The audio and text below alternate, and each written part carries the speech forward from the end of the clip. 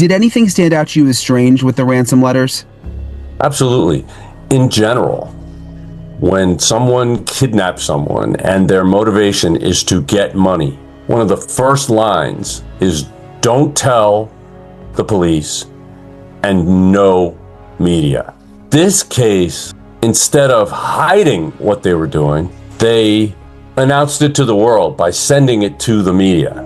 A renowned FBI criminal profiler told the world what Nancy Guthrie's kidnapper wanted: celebrity obsession, psychological fixation, control. But while profilers analyzed his mind, a different team was analyzing something far more concrete: what he left behind. Every breath he took inside Nancy Guthrie's home for 41 minutes shed DNA into the air. Every second his phone was turned on pinged a cell tower within a 2-mile radius. Every mistake he made, and he made several, is now encoded in digital data that a specialized FBI unit is processing right now. The Cellular Analysis Survey Team, the same unit that caught Brian Kohberger in the Idaho murders. They don't profile what he wanted, they track what he did.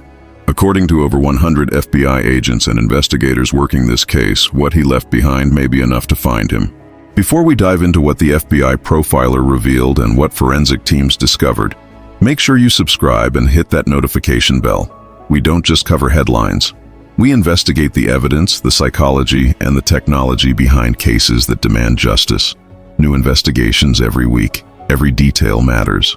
Now let's talk about Nancy Guthrie.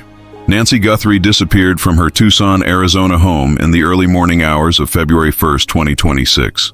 She was 84 years old, living alone in the quiet Catalina Foothills neighborhood. A retired educator, a mother, a grandmother. Her daughter, Savannah Guthrie, is the co-anchor of NBC's Today Show, one of the most recognizable faces in American morning television. On the evening of January 31st, Nancy had dinner at her daughter Annie's home. Around 9:48 p.m., Annie's husband, Tommaso, drove Nancy home. Security footage shows her garage door closing at 9:50 p.m. That was the last confirmed moment anyone can place Nancy Guthrie inside her home, alive and accounted for. At 1:47 a.m. on February 1st, her doorbell camera disconnected. At 2:28 a.m., her pacemaker stopped syncing with her iPhone. When family members arrived at her home around 11 a.m. on February 1st to check on her after she missed a virtual church service, Nancy was gone. Her phone was inside. Her medication was inside. Her car was in the garage. The only thing missing was Nancy. But she didn't leave alone. Blood matching Nancy's DNA was found on the front porch, and surveillance footage recovered by the FBI showed a masked figure at her door in the hours before dawn. What followed was one of the most intensive missing persons investigations in recent American history. And what investigators discovered, both about what this man wanted and what he left behind, tells a story he never intended to tell. Jim Clemente is not just any criminal profiler. He spent 22 years with the FBI. He worked child abduction cases, serial murder investigations, and crimes against children for the Bureau's Behavioral Analysis Unit. After retiring, he became a writer and producer for the TV series Criminal Minds, a show built on the foundation of psychological profiling. When Clemente reviewed the surveillance footage and the ransom communications in the Nancy Guthrie case, he saw something that most people missed. The ransom notes weren't about ransom at all. Here's what makes the Nancy Guthrie ransom notes unusual. In typical kidnapping for ransom cases, the communication is brief, direct, and focused exclusively on payment logistics. The kidnapper wants money. They want it fast. They want minimal contact. They threaten harm if police are involved. They threaten harm if media gets involved. The message is, pay us, don't tell anyone, or she dies. The Nancy Guthrie ransom notes were different. At least 2 separate ransom communications surfaced in the first 2 weeks after Nancy disappeared. Both were sent to media outlets, not to the family directly. One went to TMZ, another went to local Arizona news stations. The notes demanded payment, yes, but they also included detailed commentary about the case. They referenced specific details about Nancy's medical condition. They made statements about Savannah Guthrie. They engaged with the media narrative. One of the notes, obtained by TMZ, included this line: "You think you know what happened, you don't, but you will." That's not transactional language, that's theatrical. That's someone who wants to control the narrative, not just collect money. Another note referenced Nancy's pacemaker specifically and mentioned that time is running out for her medication. The FBI behavioral analyst noted that this level of detail suggests someone who had researched Nancy's vulnerabilities extensively, someone who wanted the family, and specifically Savannah, to understand that he had complete control over Nancy's life. Jim Clemente told Brian Enton on his investigative podcast that this pattern is a massive red flag. When someone's primary motivation is financial, they minimize contact, they minimize exposure, they get the money and disappear. But when someone's primary motivation is psychological, when they want attention, when they want to insert themselves into a celebrity's life, when they want control over a high-profile situation, they do the opposite. They reach out to media. They make sure the world is watching. They want to be part of the story. This is what former FBI profiler Mary Ellen O'Toole calls mission-oriented behavior. The crime isn't about material gain. The crime is about fulfilling a psychological need. And in the Nancy Guthrie case, Clemente believes that psychological need is centered on Savannah Guthrie. Think about the target selection. Nancy Guthrie is not wealthy. She's not a public figure. She lives in a modest home in a quiet neighborhood. She doesn't have millions of dollars in accessible assets, but her daughter does. Savannah Guthrie is co-anchor of one of the most watched morning shows in America. She interviews presidents, celebrities, world leaders. She has 1.2 million Instagram followers. Her face is on television screens across the country every morning. She is by definition a celebrity. And according to Jim Clemente's analysis, the kidnapper's fixation wasn't on Nancy, it was on Savannah. This is someone who wants access to a celebrity's life. This is someone who wants to matter to that celebrity, who wants to force that celebrity to think about them, to respond to them, to acknowledge them. Taking the mother is the ultimate forced intimacy. The FBI's Behavioral Analysis Unit has spent decades studying crimes motivated by celebrity obsession. These offenders don't fit the stereotype of the screaming stalker fan. They're often quiet, socially isolated individuals who construct elaborate internal narratives about their relationship with the celebrity. In their minds, the relationship is real. They study the celebrity's life. They follow their social media. They learn their routines, their family members, their vulnerabilities. And they convince themselves that if they could just make contact, if they could just force the celebrity to see them, the celebrity would understand, would reciprocate, would acknowledge the connection. When that doesn't happen, when the celebrity remains inaccessible, the psychological need escalates. And history shows us exactly where that escalation leads. July 18, 1989, Los Angeles, California. Rebecca Schaeffer was 21 years old. She was an actress on the CBS sitcom My Sister Sam. She had appeared in films. She was on the verge of breakthrough stardom. A man named Robert John Bardo had been obsessed with her for 3 years. He wrote her dozens of letters. He showed up at the studio where her show was filmed. Security turned him away. He hired a private investigator to find her home address. On July 18th, he rang her doorbell. When Rebecca answered, he shot her once in the chest at point-blank range. She died on her doorstep. Robert John Bardo told police he killed her because he felt she had betrayed him by appearing in a film where she had a sex scene. In his mind, she belonged to him. She had violated their relationship. A relationship that existed only in his head. Rebecca Schaeffer's murder led to the passage of the first anti-stalking laws in the United States. Before her death, stalking wasn't even recognized as a crime in most states. The psychological pattern was clear. An isolated individual with low self-worth constructs a fantasy relationship with a celebrity. When reality contradicts the fantasy, violence erupts. March 31st, 1995, Corpus Christi, Texas. Selena Quintanilla was 23 years old. She was a Grammy-winning Tejano music superstar. She was called the Queen of Tejano music. She had crossover appeal that was about to make her a mainstream pop star. Yolanda Saldívar was her fan club president. She managed Selena's boutiques. She was trusted by Selena's family, but she was also embezzling money. When Selena confronted her about missing financial records at a motel room meeting, Saldívar shot her once in the back. Selena stumbled to the motel lobby. She collapsed. She named her killer before she died.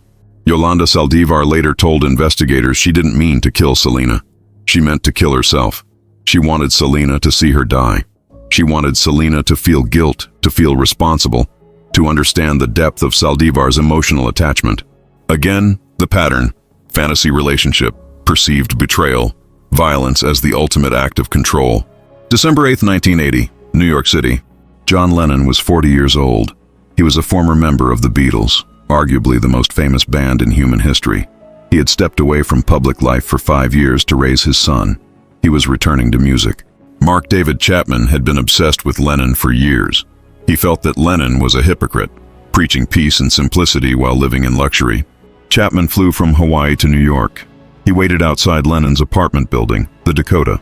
Earlier that day, Lennon had signed an autograph for him. That evening, as Lennon and his wife Yoko Ono returned home, Chapman fired 5 shots into Lennon's back. Lennon died at the hospital. Chapman later said he killed Lennon because he wanted to be famous. He wanted people to know his name. He wanted to become part of Lennon's story. He succeeded. His name is now inseparable from John Lennon's death. The pattern again: obsession, desire for significance, violence as the ultimate act of forced connection. In every one of these cases, the offender's primary motivation wasn't financial. It was psychological. They wanted to matter to someone who didn't know they existed. When mattering through normal channels failed, when fan letters went unanswered, when restraining orders were issued, when they were turned away by security, they escalated. They forced the celebrity to see them, to know them, to acknowledge them. And in the Nancy Guthrie case, according to Jim Clemente, that's exactly what happened. By abducting Nancy, the kidnapper forced Savannah Guthrie to interact with him. Not directly, not in person, but through public appeals, through ransom communications, through the constant awareness that he controls her mother's fate. Former FBI agent Brad Garrett, who worked threat assessment cases for the Bureau, explained this dynamic to Fox News. When you target a family member of a celebrity, especially a parent, you're sending a message. The message is, I can reach you, I can touch your life, you can't ignore me anymore. This isn't about ransom. This is about forcing a relationship. Think about what happened in the days after Nancy disappeared. On February 7, 2026, Savannah Guthrie appeared on the Today Show with her siblings Annie and Cameron. It was her first public appearance since her mother's disappearance. She was visibly emotional. Her voice broke multiple times. She addressed the kidnapper directly. If you're watching this, please know that my mother is a kind, gentle person. She never hurt anyone. She doesn't deserve this. Please let her come home to us. She posted emotional messages on Instagram. She shared childhood photos of Nancy. She begged for the public's help. Every major news outlet covered her statements. Her tearful appeals were shared millions of times on social media. For someone with a psychological fixation on Savannah, that's not a tragedy. That's validation. He wanted her attention, and he got it. For weeks, Savannah Guthrie's entire public life revolved around him. Every statement she made, every tear she cried, every public appearance, it was all because of what he did. That's the ultimate form of control for someone with this psychological profile. Former FBI profiler Mary Ellen O'Toole explained to News Nation that offenders with this profile are often driven by feelings of powerlessness in their own lives. They feel invisible.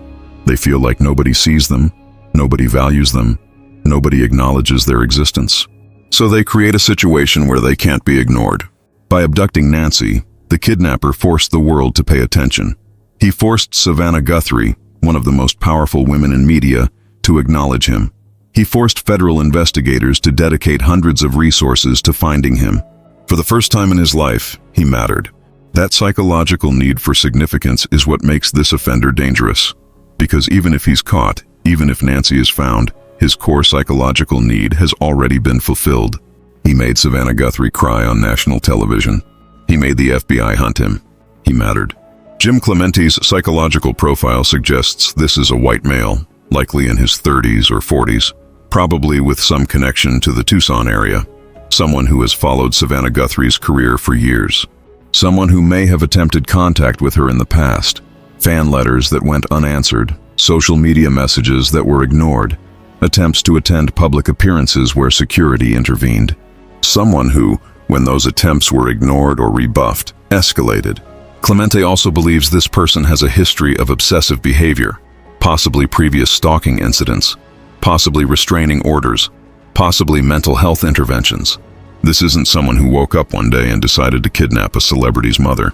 This is someone with a long-standing pattern of fixation. This is someone who has been building toward this for months, maybe years. The FBI's Behavioral Analysis Unit is now cross-referencing that profile against threat assessment databases. They're looking at individuals who have made threats against Savannah Guthrie in the past. They're looking at individuals who have shown up uninvited at NBC studios. They're looking at individuals with documented histories of celebrity stalking. And according to former FBI agent Jennifer Kidnapper, that database is smaller than most people think. There aren't thousands of people who fit this profile. There are dozens, maybe less. When you narrow it down to white males, 30s, 40s, Tucson area, documented history of fixation on Savannah Guthrie or her family, you're talking about a very small pool. And the FBI is looking at every single one of them right now. But psychological profiling alone won't solve this case. Because while Jim Clemente was analyzing what the kidnapper wanted, forensic teams were analyzing what he left behind. And what he left behind is going to be what catches him. He wore a mask, he wore gloves, he wore a full-body suit layered over his clothing. He thought he was forensically aware. He thought he had defeated physical evidence collection. But he forgot one thing. He breathed for 41 minutes inside Nancy Guthrie's home, and every breath he took left a trail he couldn't erase. Here's what most people don't understand about DNA evidence. You don't need blood, you don't need fingerprints, you don't even need to touch anything. You just need to exist in a space. When you breathe, you expel microscopic particles, saliva droplets, mucus particles, cellular debris from your mouth, your throat, your lungs. In a confined space over 41 minutes, that adds up. Former FBI profiler Jim Clemente pointed out something critical when he reviewed the surveillance footage. The suspect's mask covered his nose and mouth, yes, but it wasn't a sealed respirator. It was fabric. His eyes were exposed, his eyebrows, his eyelashes. Eyelash hair carries follicular DNA. It sheds constantly. His mustache was visible in portions of the footage. Mustache hair sheds DNA constantly. Every time you touch your face, every time you speak, you're transferring genetic material. But the most significant source may be exhaled breath itself. When you exhale, especially when you're physically active, when you're stressed, when your heart rate is elevated, your breath carries saliva droplets. If you're speaking, the amount of genetic material you shed increases exponentially. The kidnapper was inside Nancy Guthrie's home for 41 minutes. According to the timeline established by investigators, the doorbell camera disconnected at 1:47 a.m. Nancy's pacemaker stopped syncing at 2:28 a.m. That's 41 minutes. 41 minutes of breathing. 41 minutes of moving through the house. 41 minutes of shedding DNA into every room he entered. And investigators processed that house as a crime scene. Sheriff Chris Nanos confirmed that DNA was recovered from inside Nancy's home. That DNA does not match Nancy or her immediate family. It's a mixed sample, genetic material from multiple individuals, which makes it more difficult to process. But Sheriff Nanos has been explicit. The DNA recovered is being analyzed, and it may be the most critical piece of physical evidence in this case. A pair of gloves matching the description of those worn by the masked figure were discovered approximately 2 miles from Nancy's home. DNA testing was conducted. The sample was run against CODIS, the FBI's national database containing over 26 million genetic profiles. There was no match. But he doesn't need to be in CODIS, because the FBI is using forensic investigative genetic genealogy, the same methodology that identified the Golden State Killer after 40 years and Brian Kohberger within weeks. The technique constructs a genetic family tree from DNA evidence and cross-references it against millions of profiles on consumer ancestry platforms like 23andMe and Ancestry DNA. You don't need a criminal record, you just need a cousin who took a DNA test. Sheriff Nanos confirmed the DNA is being worked through genealogy databases. The challenge is sample quality. Mixed samples require more time and computational power. But as genetic genealogist Barbara Ray Venter explained to CNN, once you have a viable profile, it's only a matter of time. Somewhere in a genealogy database, this man's family tree exists. His relatives who submitted DNA samples years ago to learn about their heritage have no idea their genetic information may be the thread that unravels everything. You can't stop breathing. And that breath may be what leads investigators directly to him. While DNA analysis takes weeks, cell tower data was being processed in real time. Your phone is the silent witness to your life. That's what digital forensics expert Heather Barnhart told NBC News about this case. Barnhart worked on the Brian Kohberger investigation. She knows exactly how cell data breaks cases wide open. Right now, special agents from the FBI's Cellular Analysis Survey Team, CAST, are analyzing cell tower data from the area surrounding Nancy's home. Every time your phone is on, it pings nearby cell towers. Even if you're not making calls or using data, your phone constantly communicates with towers to maintain signal. Those pings are recorded, time-stamped, and stored by carriers. When the FBI requests that data with a warrant, they get a complete map of every device active in a specific area during a specific time window. In the Nancy Guthrie case, investigators obtained data for every phone that pinged towers within a 2-mile radius between 10 p.m. January 31st and 6 a.m. February 1st. That's thousands of phones. But CAST doesn't just look at raw numbers. They look for anomalies. Heather Barnhart explained, "You have to know what normal is to find evil, and this person's phone would be considered the evil." CAST builds a profile of historically normal activity. Which phones are always there because people live there? Which phones pass through regularly for commutes? Then they look for outliers. A phone that appeared multiple times before February 1st, possible reconnaissance. A phone active during overnight hours when Nancy disappeared, but never there before or since. A phone turned off at a specific time and back on at a specific location miles away. That last detail caught Brian Kohberger. Barnhart worked that case. Kohberger's phone was off when he entered the house at 4 a.m. He thought he was invisible, but when he left and turned it back on for navigation, it pinged towers along his route to Washington State. The gap in the data, the digital blackout, became evidence of intent. It showed consciousness of guilt. If you think about Brian Kohberger, his device was turned off, so the tower near King Road wouldn't have picked it up. But when he left, he turned it on because most people rely on phones for navigation. That decision created a trail that led investigators directly to him. Barnhart believes Nancy's kidnapper made the same mistake. Unless these people knew exactly where they were going, their phone will be off and then suddenly ping. So not just towers by Nancy's home, but take it a few miles out, spread out and look. CAST is searching for 4 specific data points. First, scouting trips. If the kidnapper visited the neighborhood in advance, his phone pinged towers during those visits. CAST is looking for phones that appeared multiple times before February 1st. Second, the digital blackout. If the phone was turned off during the abduction, that gap is significant. It shows planning. Third, the exit ping. When the phone turned back on after leaving, it immediately connected to the nearest tower. That ping tells investigators which direction he traveled. Fourth, proximity pings.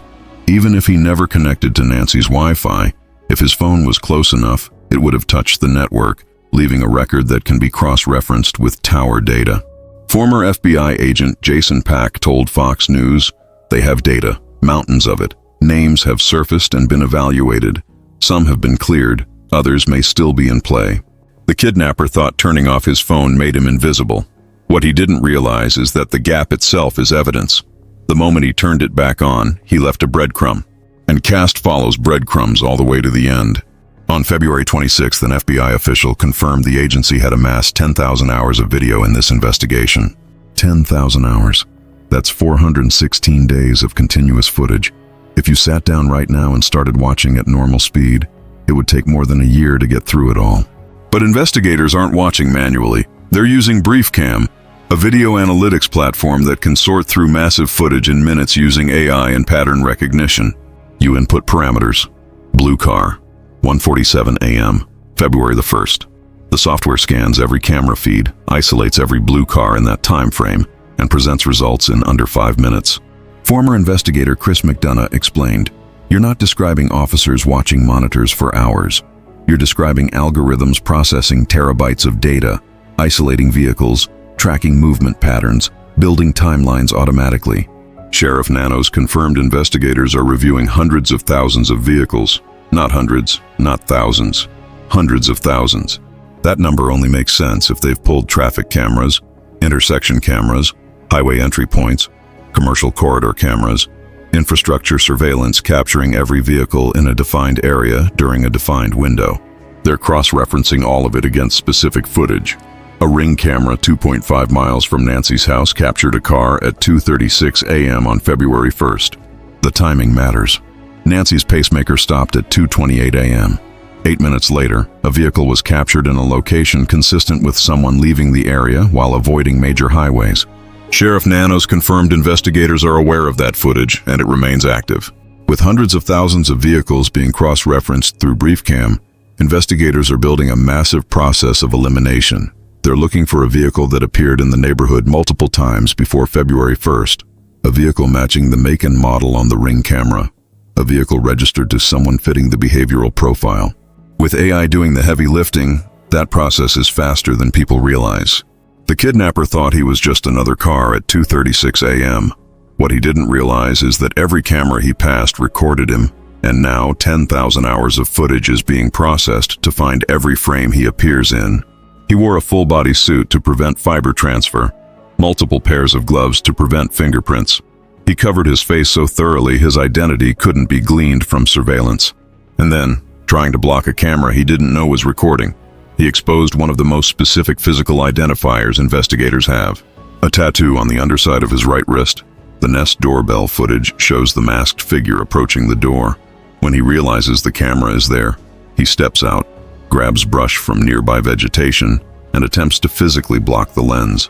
In doing so, he rotated his wrist. Jim Clemente, who reviewed the footage, believes the camera captured a tattoo. He thought he destroyed the camera. He actually handed investigators a permanent record of his wrist. The FBI used the footage to establish a physical description: a man 5'9" to 5'10", tall with an average build and a possible marking on his right wrist. That marking is critical. Tattoos are permanent, specific, searchable. If investigators identify a suspect through cell data or genetic genealogy, one of the first things they'll look for is a tattoo on the right wrist matching what the camera captured. It's a physical identifier that can't be explained away. You either have it or you don't. Here's what's happening right now, at this moment, inside FBI field offices and forensic laboratories. CAST analysts have built a list of phones showing anomalous patterns around Nancy's home between January 11th and February 1st. That list contains dozens of devices. Most have been eliminated: residents, delivery drivers, regular commuters. But some remain unexplained. BriefCam has cross-referenced hundreds of thousands of vehicles against the car leaving at 2:36 a.m. The list of potential matches is shrinking daily. Genetic genealogists are building family trees from the DNA left inside Nancy's home. They're comparing those trees against millions of consumer ancestry profiles. Each branch of the tree narrows the pool of potential suspects. Digital forensics experts extracted complete location data from Annie's vehicle after holding it for 26 days. That vehicle's GPS history has been mapped. Every location it visited in the weeks before Nancy disappeared is now known. And behavioral analysts are reviewing threat assessment databases for individuals with documented histories of fixation on Savannah Guthrie. These aren't separate investigations, they're threads converging on a single point. Former FBI agent Jennifer Kidnapper explained it this way: you don't need every piece of evidence to solve a case. You need enough pieces that when you put them together, they only fit one person. Imagine this scenario, and this is how it will likely unfold. CAST identifies phone number X that went dark at 1:47 a.m. and pinged back at 3:47 a.m., 15 miles south. Genetic genealogy builds a family tree that leads to a specific surname in the Tucson area. That surname matches phone number X's registered owner. BriefCam confirms a vehicle registered to that owner was captured leaving the area at 2:36 a.m. Behavioral analysts confirm that owner has a documented history of contact attempts with Savannah Guthrie. Fan letters, social media messages showing up at NBC studios. And when they run a DMV photo check, they see a tattoo on his right wrist. That's not 5 separate pieces of evidence. That's 5 pieces that only fit one person. Former FBI agent Jason Pack told Fox News that when a case reaches this convergence point, the arrest happens fast. When all the threads lead to the same name, you don't wait. You move. Sheriff Chris Nanos told NBC News on March 2nd that investigators are definitely closer to solving the case. He said he has full faith, full confidence they're going to solve this. And then he said something else, something that carries weight when you understand what the evidence shows. I personally believe Nancy Guthrie is alive. That's not public relations. That's a sheriff, more than a month into one of the most scrutinized cases in the country, staking his reputation on that belief. Former FBI agent Jason Pack explained, when a sheriff makes a statement like that publicly, it's because the evidence supports it. They have something that tells them Nancy may still be alive. When a sheriff stakes his reputation on that statement, you listen. Somewhere in Tucson, Arizona, or somewhere not far from it, a phone sits in a drawer. It's been there since February 1st, powered off, hidden. The owner thinks he's safe. He thinks the gap in the data protected him. He thinks turning off his phone before 1:47 a.m. and keeping it off until miles away was enough. What he doesn't know is that the gap is the data. CAST found it 3 weeks ago. They know exactly when the phone went dark. They know exactly when it came back online. They know the tower it pinged at 3:47 a.m., 15 miles south of Nancy's home. And now they're building the case brick by brick, comparing that phone's historical pattern to the pattern of the abduction, matching reconnaissance visits in January to the digital blackout on February 1st, cross-referencing the exit ping to the car captured at 2:36 a.m., running the phone number through investigative databases, building a family tree from the DNA he left in Nancy's home, waiting for the genealogy match that will give them a name. And when that name comes back, when the branch of the family tree leads to a specific person with a specific phone number that went dark at 1:47 a.m. and came back at 3:47 a.m., 15 miles south, they won't call first. They'll arrive with a warrant, they'll look for the tattoo on his right wrist, they'll seize the phone in the drawer, and they'll compare the DNA on file to the breath he exhaled for 41 minutes inside Nancy's home. The threads are converging. Not today, not this week, but soon. Because he wanted celebrity obsession, he wanted psychological control, he wanted Savannah Guthrie's attention, and he got it. But what he wanted won't save him. What he left behind will catch him. On March 2nd, 2026, Savannah Guthrie stood in her mother's living room for the first time since February 1st. Authorities had released the home back to the family after completing their evidence sweep. She walked slowly through the house. She touched the couch where her mother used to sit and read. She looked at the kitchen counter where Nancy made coffee every morning for 50 years. She saw the calendar still showing January, frozen in time. Later that day, joined by her sister Annie and brother-in-law Tommaso, Savannah placed yellow flowers at a growing memorial outside the home. She posted a photo on Instagram. "We feel the love and prayers from our neighbors, from the Tucson community, and from around the country. Please don't stop praying and hoping with us. Bring her home." That phrase, "bring her home," contains the agonizing ambiguity that defines this case. Not tell us what happened, not help us find justice. Bring her home, present tense, active.